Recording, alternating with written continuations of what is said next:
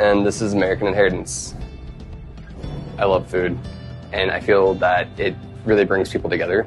Like, we've always kind of explored culture through food, so it was just kind of a natural stepping stone for me to incorporate that into my business. Utilizing the Native American foodways, a lot of the older stuff that you find the recipes for in the 1950s cookbooks, and then people just like spray pesticides and everything on them now because they don't value them anymore.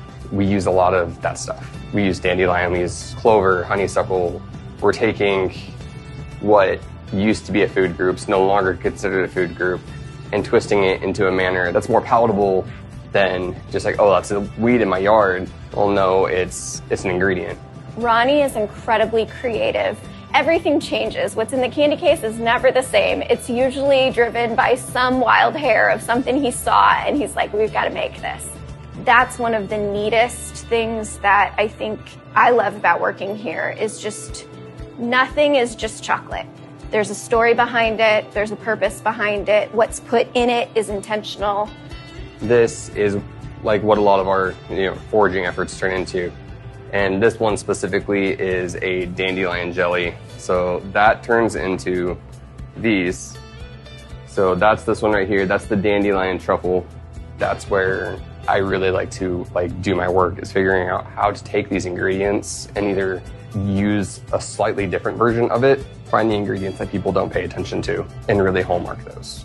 I would say when I first met Ronnie, he's really shy, and he opens up and he lights up when he talks about the stories behind what he makes and what he does. And I think that's been a huge part of his healing journey.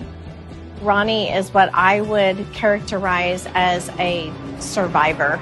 And he's doing everything that he can after everything he's been through to make a good life for his son and to show his son that you can do this.